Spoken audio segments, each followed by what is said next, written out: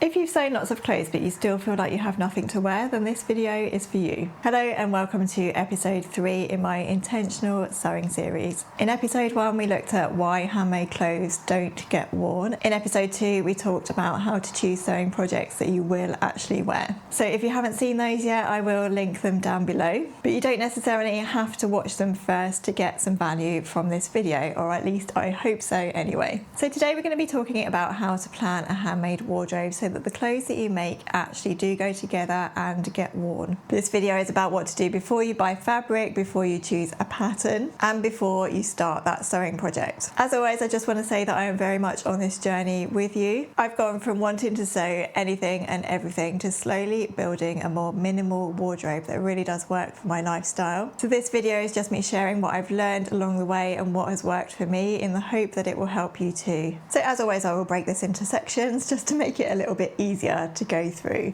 So point number 1, and something I think it's really helpful to think about, is to think about your wardrobe as a system. One of the biggest mindset shifts for me has been to think about my wardrobe as a system, not just a collection of random individual garments. I've found that a wardrobe only really works for me when the garments inside it actually support each other. In most wardrobes, I think it's always really helpful to think about the core pieces and then the supporting pieces, and that can be really helpful for putting outfits together easily. So the core pieces are the things that you wear over and over again, and the supporting pieces are the ones that help those core garments work in different ways. So for example, for me that might be a few different Agnes tops or any other t-shirt pattern that you might prefer, sewn in neutral colours that I can then wear underneath some of my supporting pieces such as shirts, jackets, and maybe knitwear pieces. So the next action point, if you like, is to define your core garments. So your core garments are the pieces that you reach for multiple times a week, and they're the pieces that you want to wear without even really thinking about it. And for me, I think those are wide leg trousers, jeans, quite a lot of layering tops because I'm always cold,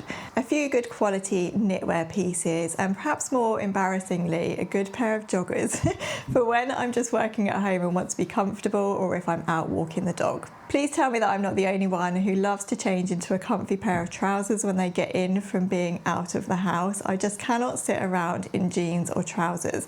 Please let me know if you're the same. So I always used to feel as though I shouldn't make the same thing again and again, but I have actually found that repetition is what makes a wardrobe work. For example, again, I'm going back to the Agnes top, but I really love the Agnes top for its silhouette. It's close fitting, it's clingy, it has a lovely wide scoop neckline, it goes really nicely under lots of my other supporting items, and therefore I make lots of them and they work really well in my own handmade wardrobe. And I can definitely say that they get worn. And the same really with my Logan jackets. I love the oversized fit. I know that I will wear them in many different ways in my wardrobe. They work so nicely with other things that I already have. Something that it might be helpful for you to think about is to imagine, if I only sewed 10 garments this year, what would they be? Something else that I found really helpful is to choose a limited colour palette. Choosing a limited colour palette has actually helped me massively over the last few years. If you've been here for a while, you'll have noticed that I wear a lot more neutrals these days, accented with earthy tones that I know work really nicely together.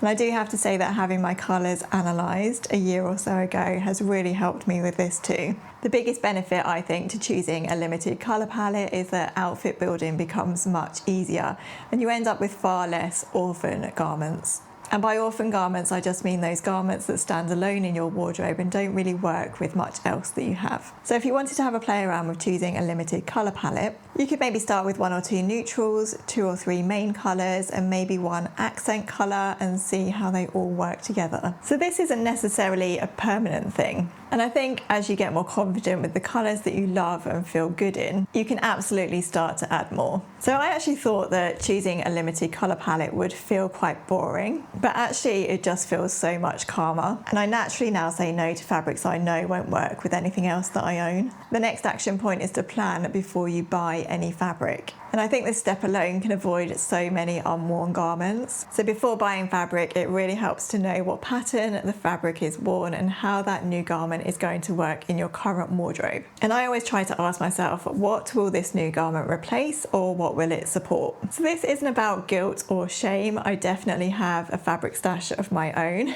but I do really try to think differently before buying fabric these days. And I really try to think about fabric as a future garment rather than just a random sewing project. And the last thing I want to mention on this wardrobe planning journey is to leave space for evolution. And what I mean by that is that our wardrobes over time are bound to change. So our lifestyles change, our body shapes change, our ages change, and all of those things contribute towards what we do and do not want to wear in the season of life that we're currently in. And as I've said before, this is not about stripping all of the joy out of sewing, it's just a helpful mindset. If, like me, you're feeling overwhelmed and you want to rein things in a little. I find it has been really helpful to do a seasonal wardrobe check-in, so I will go through my wardrobe, see what's working and what isn't, and if anything in there is really not working and I know that it's not going to be working in the future, then I remove it.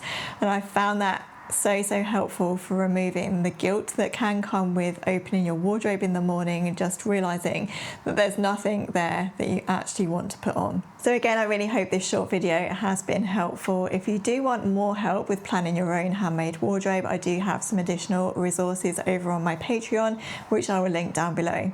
If you have watched all 3 parts in my intentional sewing series, I really hope that you've got some of the tools needed to plan your own intentional handmade wardrobe filled with clothes that you love and actually want to wear. So I'd really love to know in the comments what's one garment that you think your own handmade wardrobe needs right now. Let me know what you think of this mini series. I've really tried to keep it short and to the point and filled with action points that you can actually take and use in your own day-to-day life. If there's anything else you think I could cover in this topic, then please do let me know in the comments down below as well, and I will take that on board for future videos. If you have enjoyed this video, I'd love it if you could just give it a like, and please don't forget to subscribe so you don't miss out on future sewing videos. I post every Sunday at 8 AM. You can also follow me over on Instagram at Made by Sally Gauntlet, and as I mentioned earlier, I do have a Patreon with loads more additional videos, behind the scenes videos, tips, tricks and tutorials, and I'll link that down below as well. Thank you so much for watching everyone. Take care, and I'll look forward to seeing you in my next video.